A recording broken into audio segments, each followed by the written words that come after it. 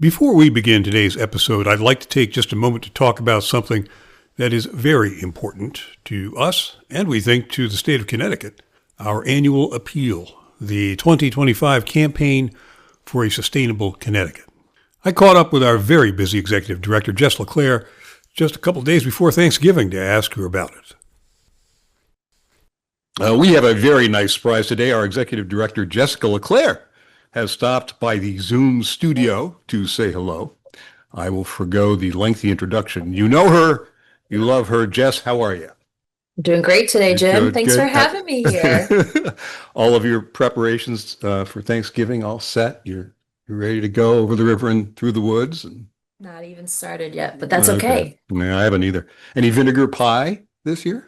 No, today I'm going to be making a creme brulee pie this evening. I'm very excited about it. That sounds I'll really toast the good. top tomorrow. Yeah. Have you done this before? No, never. Okay, even better. I love that. That takes courage. That's great. Let's talk about the campaign for sustainable CT, because I know it's uppermost in everyone's mind right now, especially ours. We're right in the middle of what is now our second annual appeal, our campaign for a sustainable CT, and it runs through the end of the year. Why is this important to you? Why should it be important to everybody in Connecticut? The annual appeal is a really, really exciting way for everyone to get involved in creating amazing communities. So we have the opportunity at Sustainable CT to work with elected officials, town planners, economic development directors, commission members, volunteer residents who are actively engaged in creating great communities, whole communities that reflect the wants and needs of current residents and future residents. And it's really exciting. And it takes a lot of work.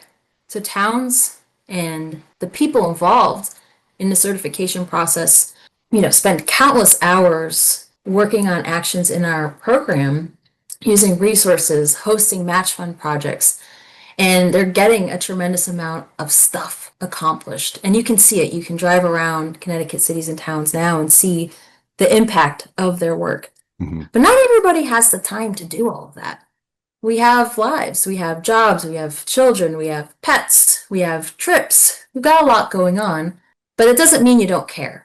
And the campaign is another way for you, for anyone at all, to contribute and be a part of this movement that we're trying to foster at Sustainable CT to create communities that are more resilient, more thriving, healthier, stronger together. So we're asking folks to, give what you can, if you're interested, and be a part of this journey that we're on to create an amazing and sustainable Connecticut. And as we often say, or I do, it's not really about the money. The money is very important. We can't do what we do without having the support of people in Connecticut. And they've been very generous in the past, and we hope they will continue to be. But this is really about outreach and being able to tell our story to every person in the state, what we do, why we're doing it, why it's important. We don't often do that. We're working directly with project leaders in towns and municipal officials and our cadre of activists all doing great work.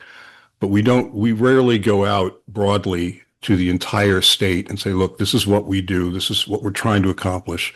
Please support us in doing that. So I think that's one of the reasons why this is such an important time of year for us. And I think you put it pretty well. All right, Awesome. Go do your thing. Thank you very much, Jess. I very much appreciate it. Have a wonderful Thanksgiving. You too. Happy cooking. You're going to see your mom. You're going to. Yeah, Cool. there's like 25 people coming. Well, that's Plus fun. 2 dogs. We bring our dogs to the so they'll be there too. That's the fun. That's what Yeah, it's for. should be good. All right. Yeah. All right. Take care, Jim. The campaign for a sustainable CT is going on right now through the end of the year. We're calling on all those who care about Connecticut to take the lead in sustainability. We're asking you to help us fight climate change, protect the environment, support sustainable transportation, strengthen local economies, celebrate the arts, and embrace equity and inclusion. And you'll have a chance to win one of 2 great prizes: a Half Dome 2 tent courtesy of REI Norwalk, or an Electra Ponto Go e-bike courtesy of Mystic Cycle Center, a $2,700 value. And get this, a donation is not required to enter the drawing. How about that? Since our launch in 2017, Sustainable CT has grown to include 139 participating towns. That's over 90% of the state's population, by the way. 67 certified communities and 20 climate leaders. We've sponsored 99 fellowships for Connecticut college students.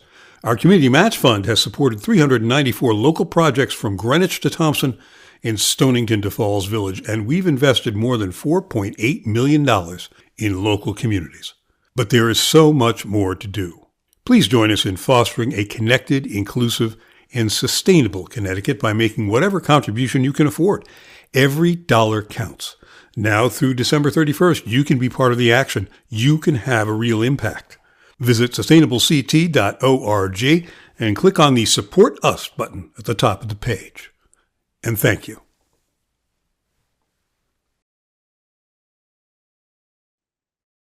When I went out on the internet trying to find information about you, don't exist out there. How did you do that? And what's the secret? I want to know so I can try to replicate it.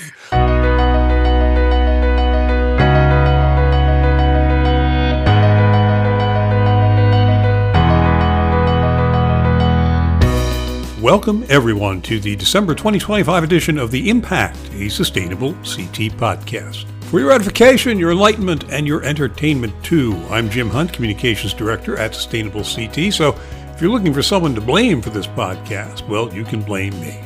But remember, this is never a one-way conversation. We always want to hear from you for our edification and enlightenment. Drop us a note, won't you, to info@sustainablect.org. The Impact is brought to you in part by the Hampshire Foundation. The Hampshire Foundation funds partners who are finding pathways to rapidly reduce greenhouse gas emissions. We're help people build resilience against poverty and climate change, and we are oh so glad they do.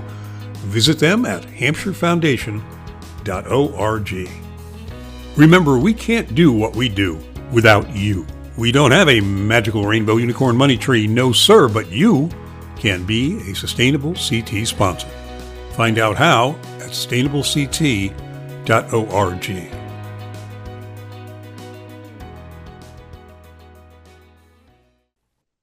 I'm excited to have Brian Hess with me today. Brian is a wildlife biologist in the Wildlife Division, good thing, of the Connecticut Department of Energy and Environmental Protection.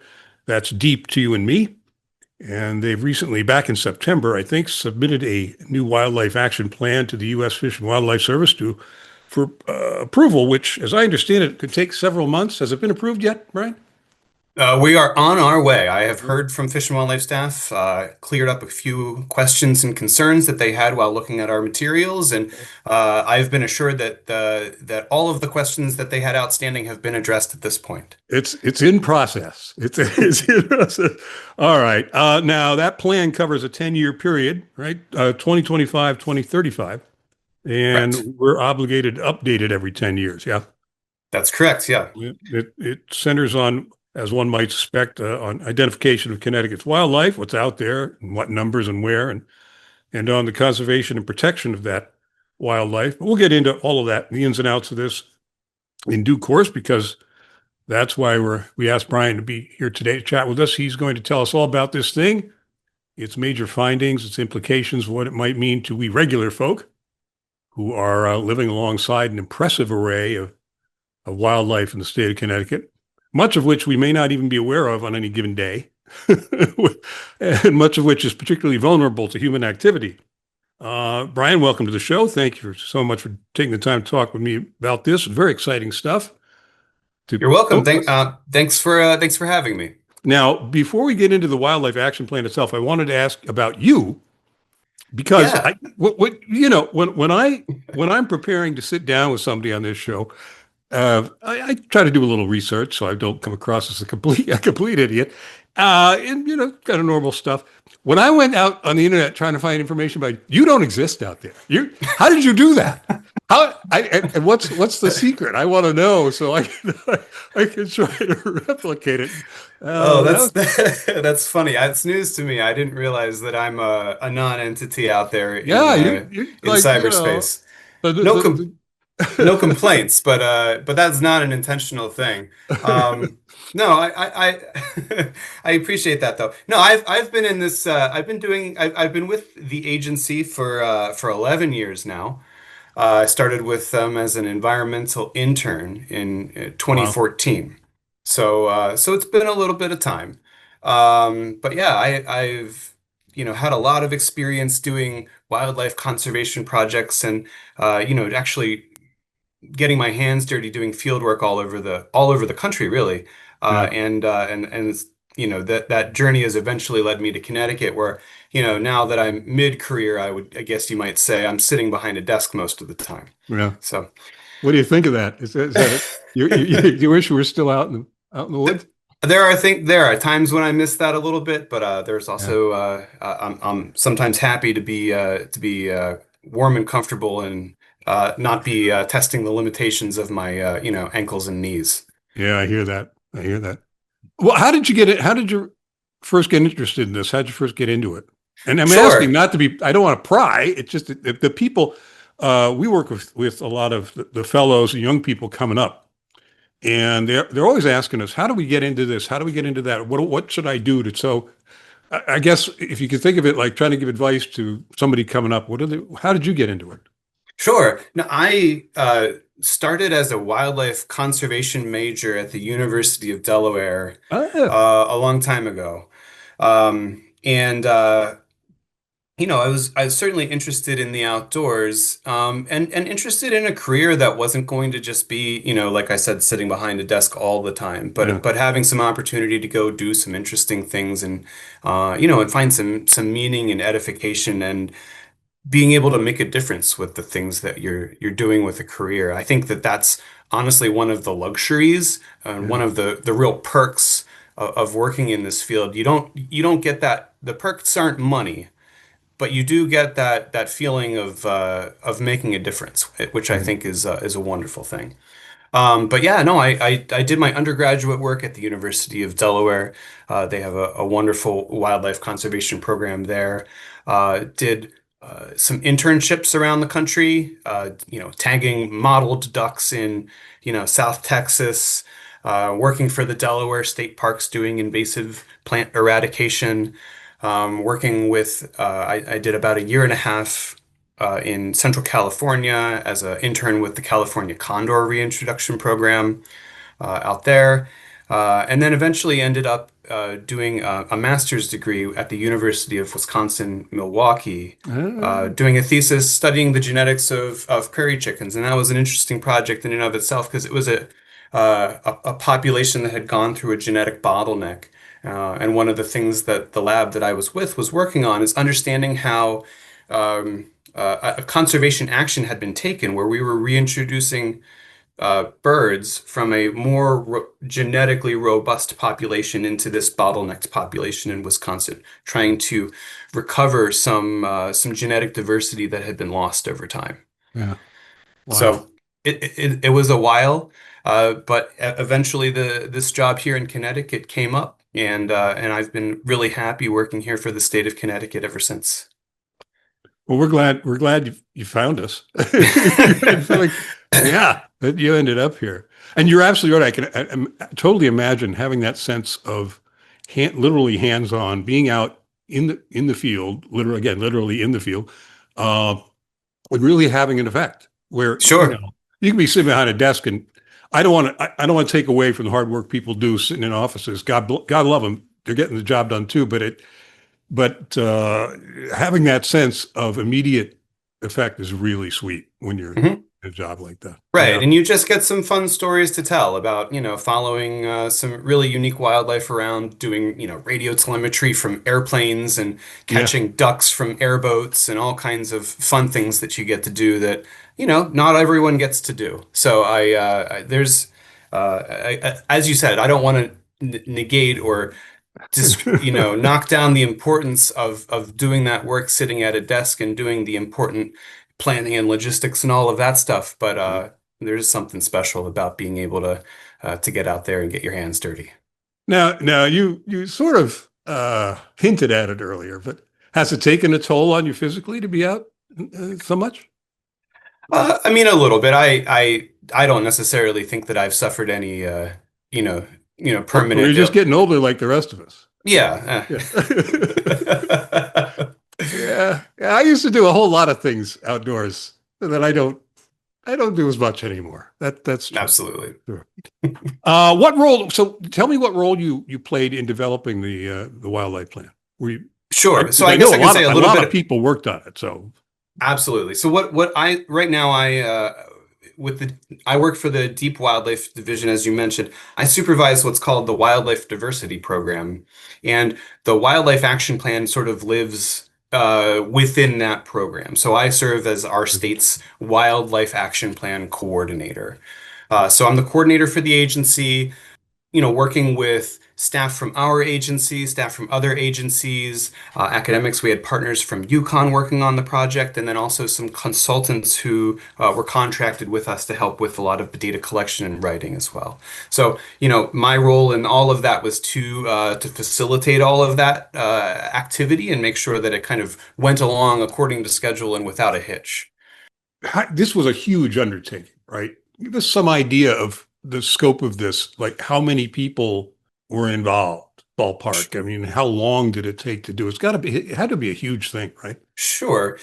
We started the process around the middle of 2023. Okay. Um, and that was sort of the time when we were assembling the folks that are working on it. So, we have a small, we call it the core team or the writing team, which consisted of probably eight or nine folks we met on every other week for the past 2.5 years, or a year and a half rather. And then in addition to that, we had what we called an advisory team, which was a larger group representing folks from all of the programs within the Wildlife Division, as well as folks from fisheries and forestry and the Bureau of Outdoor Recreation within DEEP, to sort of guide us and sort of affirm or redirect us if we were, off on a trail that they didn't think was prudent. In addition to that, so in addition to those sort of leadership teams, you guess you could say, we had 6 different taxonomic expert teams that we engaged to put together this plan. So we had 6 primary taxonomic groups that we sort of considered for our species of greatest conservation need as part of the Wildlife Action Plan. So we had birds, mammals, reptiles and amphibians, fish, plants, and invertebrates. And for each of those groups, we had a couple of agency staff who served as the leaders, and then experts from the nonprofit, NGO, and academia, Yeah. folks who had intimate knowledge of all of these species. Now, were they largely paid or largely volunteering? What was the mix That there? was all volunteer. No one, yeah, there was none of the folks who served, none of the external folks who served Wow. on our taxa teams were paid for their efforts. So yeah, I mean, I think that it really expresses, That's a huge and commitment. Yeah. it is a big commitment, and it underscores, I think, a lot of the passion that a lot of these folks have for the Right. species that they care about. So yeah, it was a big undertaking. They did an immense amount of really important work in assembling those lists and assembling information about the species that we have here in Connecticut. Federal government is requiring this so that we get some money from the feds. Mhm. And one of the obligations in getting that money is to produce this plan. So I've got that vaguely correct. Right, that's correct. So yeah, so I guess backing up just a little bit, in 1986 was when it was actually called at the time the non-harvested wildlife program was Okay. created by the state legislature. And this was kind of around the period of time when, wildlife conservation was transitioning from really focused on game species, really focused on the activity of hunting and all of Sure. that, to this more holistic, the idea of understanding that biodiversity is a really important concept. So throughout the 90s, these programs that sort of have come up in a lot of states were developing, but a lot of them didn't have necessarily a direct funding source. In 2001, the federal government created what they called the State and Tribal Wildlife Grant Program. Okay. And that's set aside is an apportionment set aside by Congress that would go to states that would allow them to work on conserving wildlife species that weren't necessarily game species and also weren't necessarily like, threatened and endangered species in in the formal sense. So the idea being that by holistically addressing a lot of these species, we're able to keep common species common and Right. keep species from having to be listed in the first place. So I think there's a lot of proactive thought about conserving species. And the other thing too is that it allowed states to do work on species that other funding sources had excluded. So we can use our state and tribal wildlife grants to do work for invertebrates and reptiles and amphibians, but we can't use other sources of funding for that. So it really isn't, it's not a huge amount of money, but it's really important for that conservation. So then, yeah, as part of that program that established state and tribal wildlife grants, the idea of creating state wildlife action plans was implemented. So our first state wildlife action plan was created in 2005, and then we subsequently revised it in 2015, and now we're on our third iteration in 2025. Okay. Fascinating. So that grant model still exists, and it wasn't axed by Doge. It wasn't. you didn't you didn't lose funding in the last No, and insanity to. I think that it was one of the things that was always is potentially on the chopping block. Yeah. But I think that it really is a bipartisan and important issue that You would people think. Yeah. continually realize and it's not, like I said, it's not a huge amount of money, but every now and then there's a threat to it, and people show up Yeah. for wildlife conservation and they Yeah. want to see this funding continue. And I find that really encouraging. Yeah. So, so yeah, as of now, state and tribal wildlife grants continue. Don't know what's going to happen in the future. As I said, it's an apportionment. So, we continue to have to go and ask for it, and show, that it's not a dedicated funding source, Yeah. but it continues to be a really important part of how we get stuff done. I mean, conservation is important, even and popular even in the red states. It's not a. Hmm. If you were to talk about it in terms of environmentalism or having something to do with the Green New Deal, well, that would take a whole different tack, and you'd probably end up losing money. But conservationism remains really very broadly supported by both sides of the aisle. So that bodes well. Like I said, people show up for this. That's all for the better. So that's how the wildlife plan first came about, and it's a condition of federal funding. And tell us then what it is. I mentioned briefly, that it centered on identification and conservation. It was a very shallow read of my part. I'm Sure. sure there's more to it. You could tell us about what the action plan actually is. Right, right. So, it's a wildlife action plans at their the most basic level, it's a plan that all states are asked to complete. And at the very base of it is identify your important biodiversity resources. What are the threats to those resources, and what are the actions to address those threats? I mean, that's Okay. at the end of it, that's kind of what it is.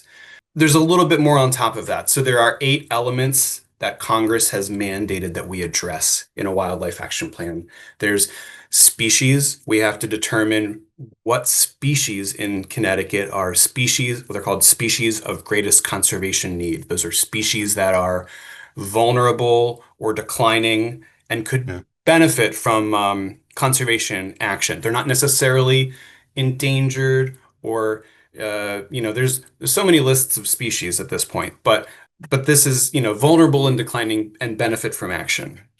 The second element is an assessment of habitats, the key habitats in the state and their condition and quality. Third element is threats. So what are the key threats that are facing habitats and species? The fourth element is actions. The fifth element is monitoring. What monitoring programs exist within your state to help keep track of what's going on? The sixth element is the revision schedule. So when do you plan on revising this next? And the seventh element is agency and tribal government collaboration, and then the final element is public engagement. So Okay. all of those together are required elements for all state wildlife action plans, and the beauty of them is that they pretty much every state and territory that has access to these state and tribal wildlife grants has a state wildlife action plan that has all of those elements in it. And then in the Northeast, we actually take it a little bit one step further, and we actually created a Northeast lexicon. So we all try our best to follow the same language and definitions and model for using these plans. So the hope is that as we are relatively small states.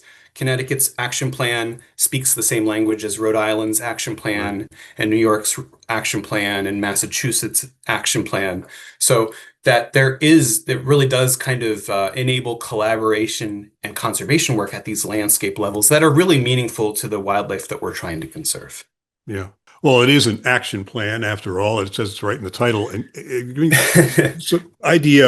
me some idea of the kind of actions that it contemplates or calls for. I guess my question is, some things are obvious, some things are simple, other actions are going to be a lot more complicated and involved. Can you delineate those for us? Sure.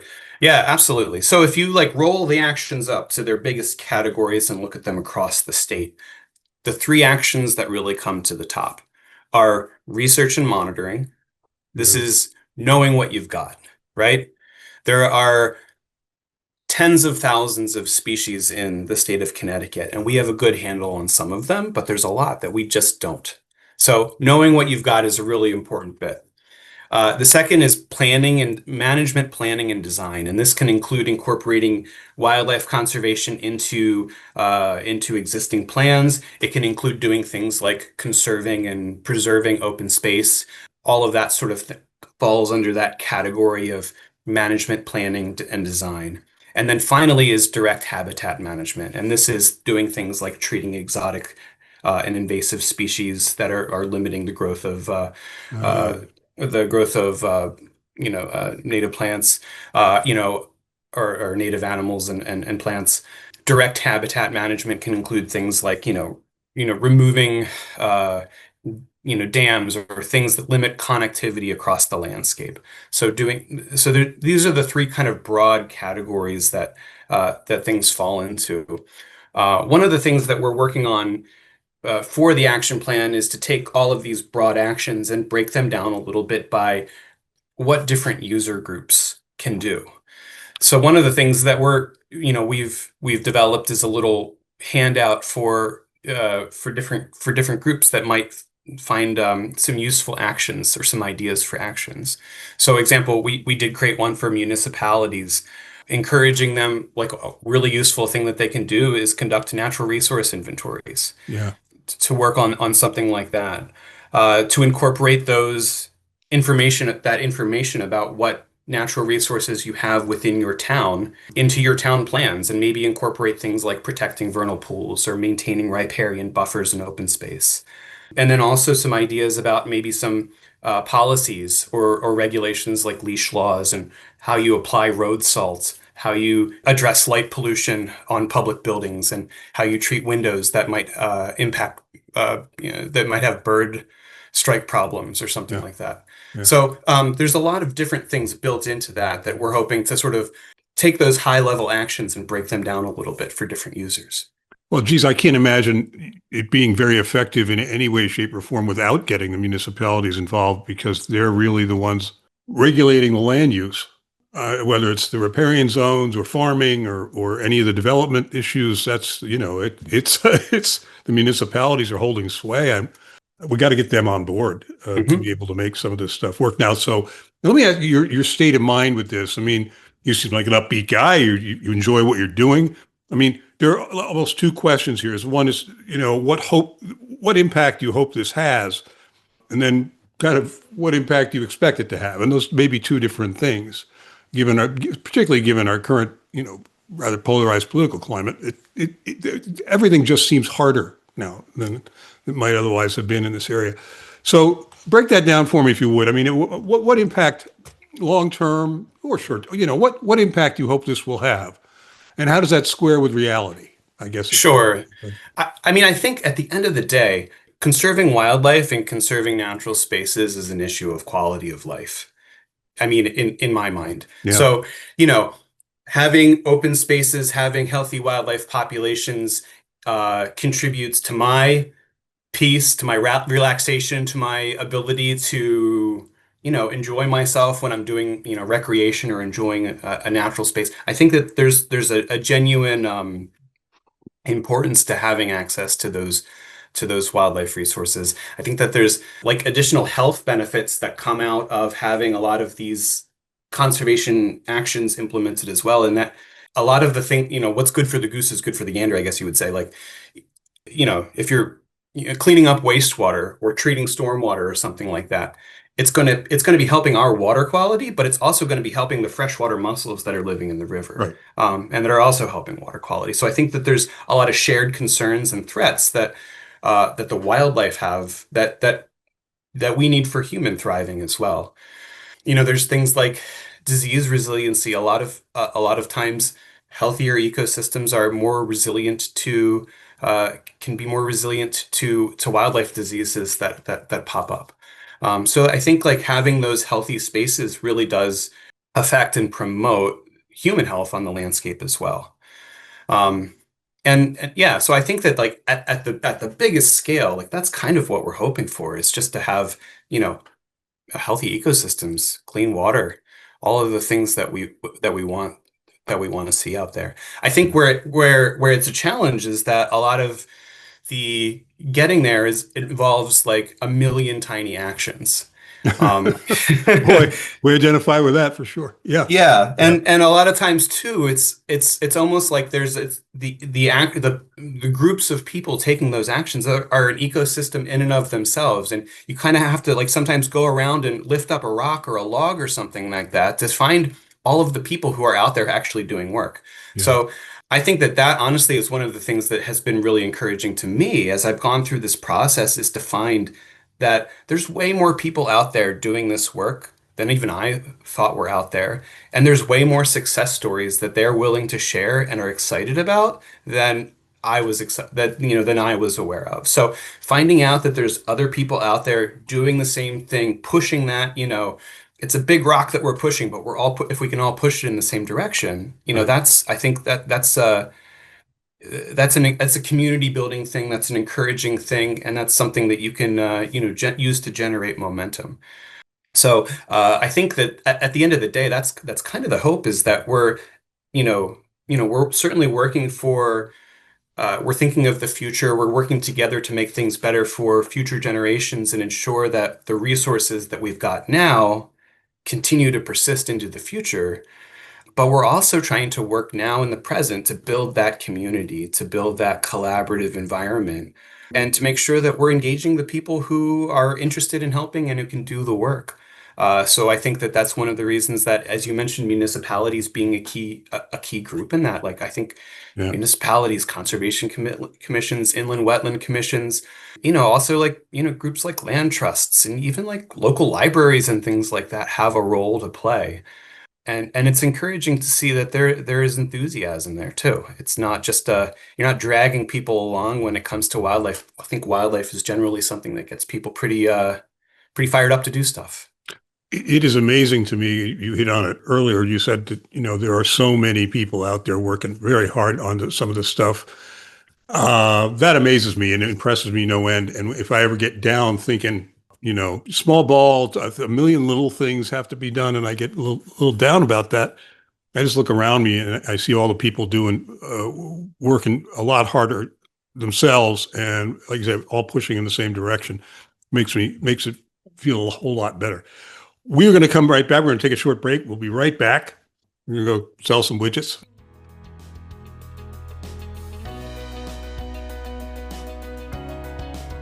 We'll return to our program in just a moment. You've been listening to The Impact, a Sustainable CT podcast.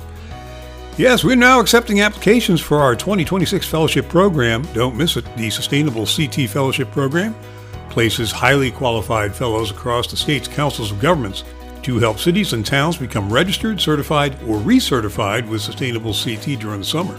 Fellows gain valuable experience working within a professional setting and are directly engaged in supporting cutting-edge sustainability initiatives, local government operations, and regional coordination and operation.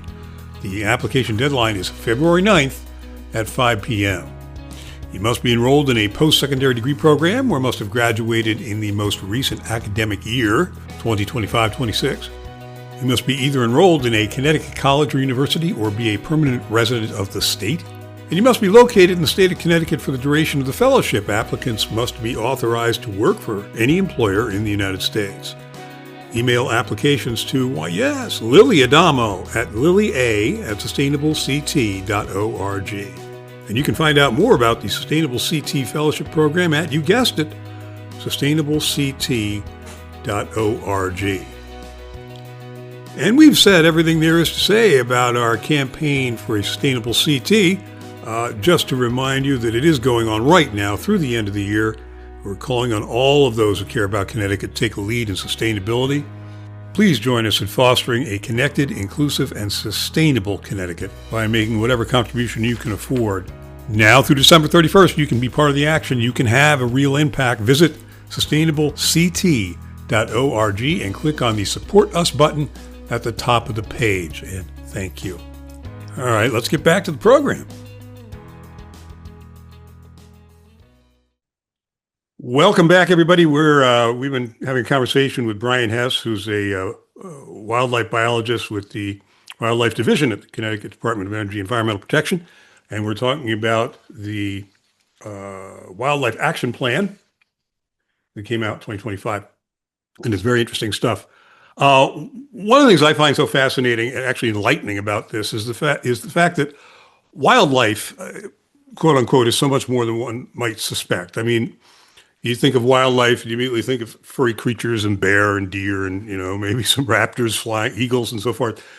But it really is so much more than that, including lots of plants, species and insects and fish and turtles and on and on and on.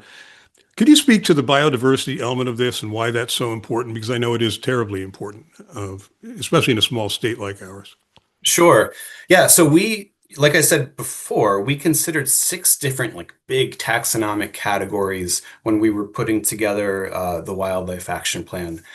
And, importantly, in addition to the vertebrates, so you have your mammals, your birds, your reptiles and amphibian. We were also wanting to incorporate fish, which I think have long been a part of, the idea of conservation, although almost every agency will call themselves fish and wildlife agencies, but fish or wildlife too, in my book. But in addition, we have got, if you look at Connecticut by the numbers, we've got tens of thousands of species of plants and tens of thousands of species of invertebrates in the state. Wow. And so many of them we know very little about. But they're all kind of key building blocks to that, to these ecological communities in which we live. So Aldo Leopold, once said, to keep every cog and wheel is the first precaution of intelligent tinkering. And it's kind of a famous quote of his. But I think it underscores 2 important things about wildlife, which you're talking about. And first of all, that every cog and wheel is important. So, and we don't always know what they're going to do. Right. But it's important to know and identify that there's bits and pieces of our ecological communities that their utility, what they're doing, is not always immediately apparent. But then the second part of that is the tinkering bit, and the idea that, we're a part of humans. We are a part of that ecological community as well. And we've been a part of that landscape for eons. And so, what we do is impacting the natural world, and has always impacted the natural world. I think Sure.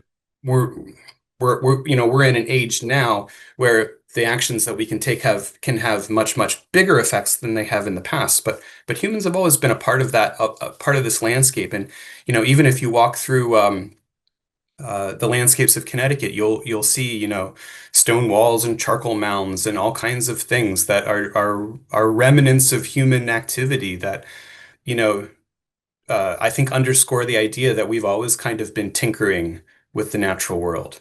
Mhm. So I think that kind of, in my mind, it underscores the importance of something like a wildlife action plan that really has that comprehensive list of species, and also acknowledges that we have a role as humans, as members of that ecological community to play in making sure that wheel, that clockwork keeps spinning. Let me ask you, this is a question that my daughter was asking me about the other day, and I didn't have a ready answer, which I hate that. I hate when that happens. She wanted to know about invasive species.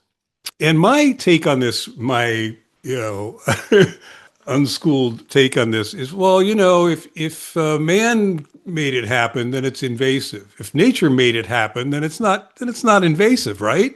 Or, and I wasn't, and after I said that, we went back and forth. I realized I really didn't know.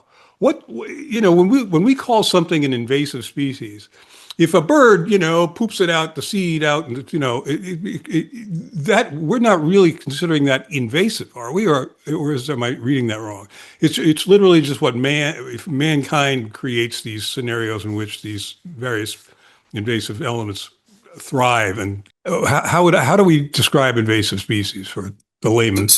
Sure. So colonization is a natural ecological process that occurs, where you have an unoccupied niche or spot within an ecosystem, and an organism can come in and occupy it, or Right. adapt to that's a big part of ecology, and there's certainly examples of things like that. But if it Um, comes over on a boat from China, then it's invasive. Then it's invasive. So I You know? think, yeah, I think it's important to sort of acknowledge too that there's exotic species and that there's invasive species, and that there really is a select list of ones that are truly problematic in that they can, we're looking at species that outcompete native species, to the point of creating a monoculture. Right. So,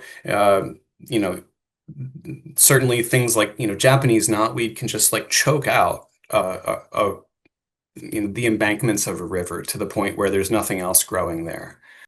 So I think when we're talking about invasive species, we're looking at species that usually that movement has been facilitated by people through a variety of means, but Hmm. facilitated by people, and then also like genuinely causing a dramatic problem into the places that they've been into the places that they've been moved.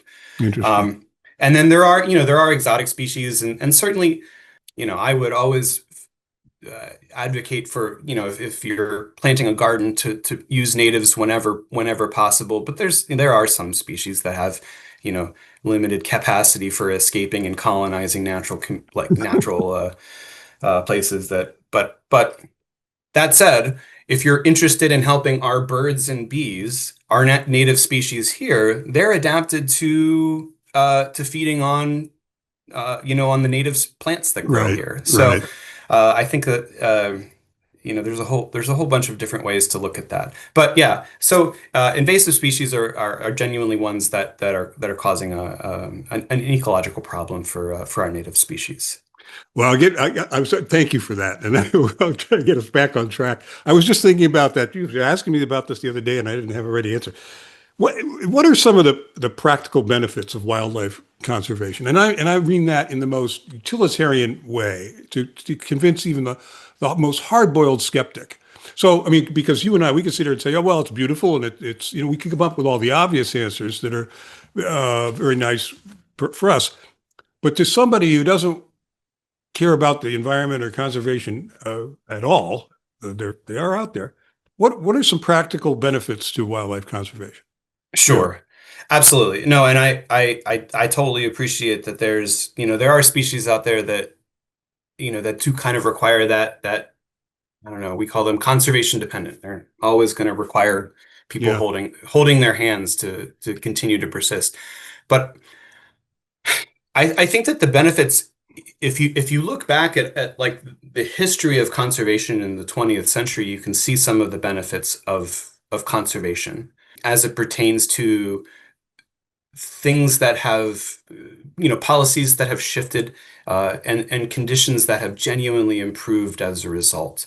So I think if you look at stories and the history of the way that the landscape was treated in the first half of the 20th century, you can see that there's a lot of hazard created not only for the wildlife, the natural communities that existed in there, but also the people that lived there. And then as a lot of that stuff, was cleaned up, a lot of times that was motivated by our desire to improve health and quality of the environment for people. Right. That really did facilitate, the improvement of our environmental quality as well. I mean, one of the species that I work with quite a bit is bald eagles, and you think about how liberally and widely DDT was applied, through the 40s and 50s and 60s. Not good for humans either. Right, right. Right. But certainly touted as safe for people at the time. To the point where you're seeing bald eagles to the point, had declined to the point where, when they in the mid 60s, there was like something like 420 nesting pairs in the whole lower 48 states of bald eagles. And to put that in context, when they were delisted in 2007, there was over 10,000 pairs. Yeah. So just an absolutely dramatic decline of that species. You had that you have rivers burning and things like that, and that motivates people to say, hey, maybe it's worthwhile to clean things up. So I think at the very bottom of this, why you should care, what are the practical benefits of wildlife conservation? I think that what's good for wildlife is oftentimes good for human populations as well. Wildlife need clean water. We need clean water. Wildlife need healthy ecosystems. We do too. Wildlife need, clean spaces to exist. And so do we. And then a lot of times too, like, I think I had mentioned like resiliency, like having those diverse and healthy ecosystems helps buffer us against some of the natural disasters that can happen, some of the disease disasters that can happen, some of the ecological change that is coming. So I think that it's easy to sort of look at one species and say, why are we spending all of this money to keep one species of bird alive or whatever? Yeah. And I having these habitats there is important for everyone. And I think that at the end of the day, like we're sort of future thinking. We're thinking about what's going to persist into the future and work better to make things better for future generations. And I think my argument would be that even if you don't care about that specific bird species, we should care about having a healthy environment to pass on to future generations. Well, and it is a very interesting dynamic. I lived out in Oregon. Shows you how old I am. I was out in Oregon when the whole spotted owl thing erupted. And at the time, Oregon was still, owned and operated essentially by the logging companies. Now they were on the decline. This was in the 80s, but they were still, and that made for an interesting dynamic because this industry that had dominated the region was now on the decline, and you could tell. So people were suffering in that industry. And along comes the wildlife conservation people and says, well, we got to protect the spotted owl, which immediately shut down large tracts. They made large tracts of Oregon's logging area inaccessible to the logging companies. All hell broke loose. And for the next, I swear to God, they're still fighting over it, right? Mm-hmm. Plays right into what you're saying. It's right in there. It's where, talk about overused metaphors, the canary in the coal mine. It's the spotted owl in the forest that is really telling us, that we've got to clean up our act. And as a consequence, Oregon has gone through a lot of growing pains, and the logging industry has as well, no doubt. But they're certainly better for it. I mean, they're better for a preserved wilderness than they would have been otherwise. I don't think there's any question about that. Now, if I were to ask that of a logger, he'd still argue with me. He or she would probably still argue with me. But the fact is, If we don't start protecting some of these environments, it's going to come back to haunt us as a species, right? I mean, we're all connected. It's all connected. It does become a difficult public relations sell. It's very hard to say, well, we need to preserve this darter fish, or we need to preserve this bird or this reptile. That makes it a hard sell to people who are trying to, scrape out a living, don't want any impediments to that living. But it's an argument that we have to have, right? We can't Correct. we, we can't go along without having the conversation and coming to some understanding and coming to some accommodation, or we'll all be in trouble. Yeah. I go on. I get off on a tangent. I'm sorry. I guess what this leading me into is the question of habitat, because preserving habitat is key to preserving wildlife.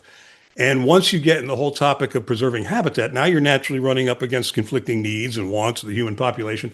It requires farms and industrial plants and highways and economic interests of all that stuff. And, it comes with so many people living in a finite space. How difficult was it? Let's take this as a case study, the Wildlife Action Plan. How difficult was it, and is it still, to reconcile those interests? How much pressure do you feel, or the division more broadly feel, when it comes to needing to accommodate economic, industrial uses, farming interests, et cetera, et cetera, et cetera? Sure. Well, I'll say with respect to the Wildlife Action Plan specifically, I would say I did not feel any pressure in the development of it to, push things a certain way or anything like that. I think part of the reason is that the Wildlife Action Plan, it's not really a regulatory document at all. Right. Okay. Like we don't use it for that purpose. And I think we've actually fought in Connecticut and other states as well to make sure that, to kind of keep it out of regulation so that it can be a little bit free from those, from those influences. So even though, the agency that I work for also deals with issues like, recreation, energy transmission, water treatment, all of that stuff, I didn't, they weren't like having their fingers on the process of the Wildlife Action Plan. But what you're talking about is a genuine tension. So one of the examples that I think of is one of the species that my program works on is piping plovers. Piping plovers are a federally threatened species. We in Connecticut have a really robust population of piping plovers that nest here and breed here every summer. But they're birds that come and they breed and they nest on open beaches. They need they need beaches and grassy dunes, Wow. which puts them in direct conflict. That would be a direct conflict. Yeah. Right, which I think it gets to your point here of needing to understand limitations in share spaces, right? So we partner with Connecticut Audubon Society, with Audubon Connecticut, the Nature Conservancy, to as part of the Audubon Alliance for Shorebirds. So we work together very closely with them to identify and protect areas where these birds are nesting across our state, and use things like volunteer monitors and string fencing, and a lot of education as well. And it requires a ton of effort. And the other thing too is that if we stop doing that, if we decide that next year 2026 we don't want to do that anymore, there's not going to be any plovers nesting in Connecticut, because they are dependent on us being stewards of those populations. But I guess my point being that habitat is at the end of the day the issue, as you mentioned. We do need to find these solutions. We don't close. I think we're actually pretty proud of the fact that we don't close beaches down here in Connecticut. Other states they might shut down entire beaches to protect them for the sake of piping plovers, and they have slightly different landscape than we have here.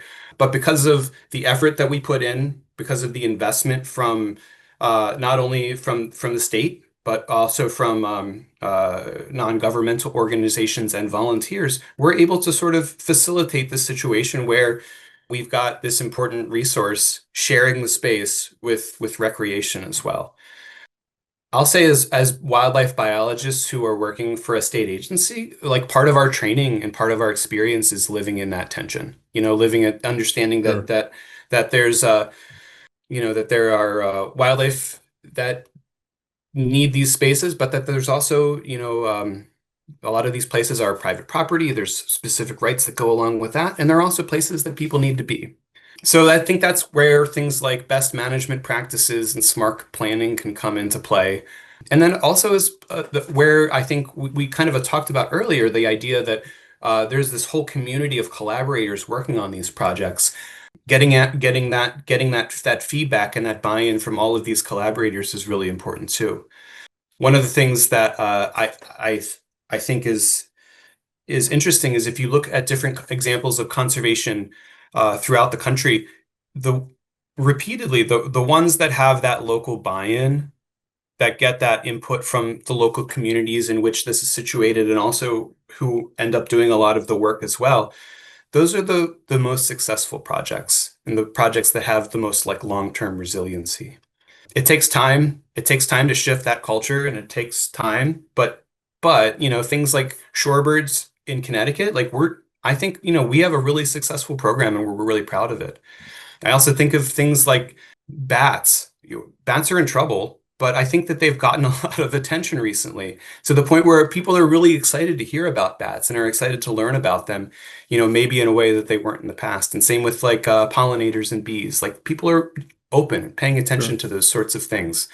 Yeah, I mean, there is that tension between humans needing to exist in these spaces and wildlife needing these spaces too. But I think that has facilitated a lot of partnerships. It's facilitated a lot of novel ideas, and it's also really helped us to develop and implement some best practices, some smart planning, and that sort of thing. And that's, I think, like ultimately where things need to go, is having better best practices, having smarter planning, and more more considerate for the future. Well, and one of the things that I've found in working, not just in terms of wildlife conservation, but in many of the things that sustainable CT does, that the tension that exists within a certain topic area creates a moment for debate and dialogue and engagement and ultimately education on both sides of it. We don't we never walk into a situation, I hope we don't walk into a situation saying we have all the answers. Right. I'm going to come over here. I'm going to tell you what to do. I mean, that's not how we work. It can't be how anything gets done. Ultimately, everybody's got to be able to work together and absolutely, yeah, and have some confidence in the outcome. Brian, we are just about out of time. See how that just it zooms right by. Again, I want to thank you so much for doing this and for keeping on. The work is very important, and we're very appreciative of what you and your colleagues are doing. So thank you so much. Yeah, well, thank you for having me.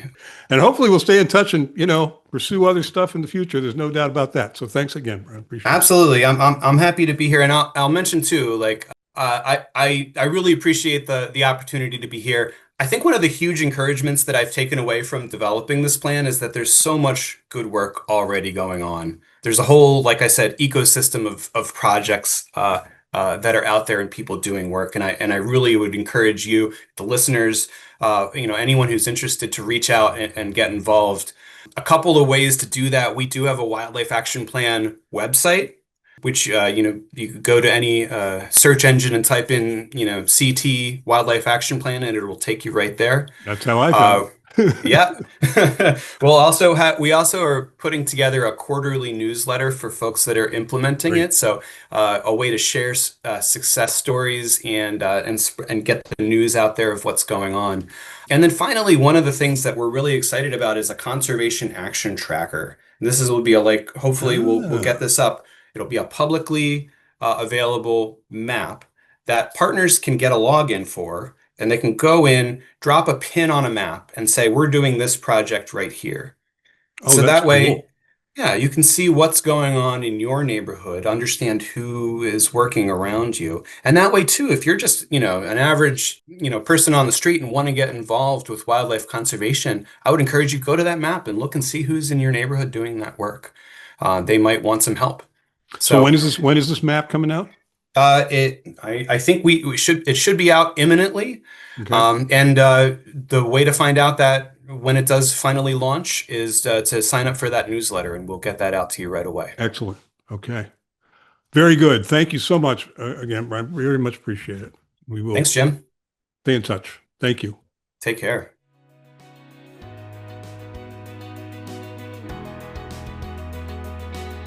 We hope you've enjoyed today's edition of The Impact, a Sustainable CT podcast. As always, this program is written, recorded, edited, and produced by me. As always, it is copyrighted by Sustainable CT. And I'd like to take a moment to wish everyone the very happiest holidays from everyone here at Sustainable CT. Thank you for your interest. Thank you for listening. Thank you to our sponsor, the Hampshire Foundation. Thanks to our guest, Brian Hess, for everything he does to make Connecticut and our world a better place. And to Jessica LeClaire as well, our Executive Director Extraordinaire, without whose leadership we'd all be just stumbling about in the dark, and that's no joke. And thanks to everyone for taking local actions that have a statewide impact.